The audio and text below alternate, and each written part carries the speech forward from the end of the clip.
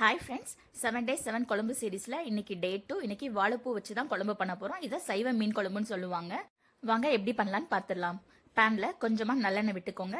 கடுகு, உளுந்து, கருவேப்பிலை போட்டு நல்லா தாளிச்சுக்கோங்க. எனக்கு சின்ன வெங்காயம் கிடைக்கல, பல்லாரி தான் போட்டிருக்கேன்.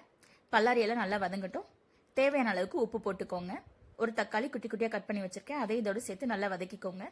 வாழைப்பூவை நல்லா க்ளீன் பண்ணி எடுத்துக்கோங்க. வாழைப்பூ நல்லா வதங்கணும், அதனால இதை கொஞ்சம் நல்லா வதக்கி விடலாம். இப்போ இதோட கலர்லாம் சேஞ்ச் ஆகி நல்லா வதங்கினதுமே கொஞ்சம் புளி தண்ணி கரைச்சி வச்சிருக்கேன், அதை இதோட சேர்த்துலாம். குழம்புக்கு தேவையான அளவு தண்ணி விட்டுட்டு கொஞ்சம் மஞ்சள் பொடி, 2 ஸ்பூன் குழம்பு மிளகாய் பொடி இதெல்லாம் சேர்த்து நல்லா கொதிக்க விட்டுருங்க. இது கொதிச்சு வரும்போது நம்ம கொஞ்சம் தேங்காயும் ஜீரகமும் நல்லா மையா அரைச்சி வச்சுட்டு இதை இதோட நம்ம இப்போ சேர்த்துடலாம். இப்போ குழம்பு நல்லா கொதிக்கணும். ஒரு 5 minutes மூடி போட்டு நல்லா கொதிக்க விட்டுருங்க.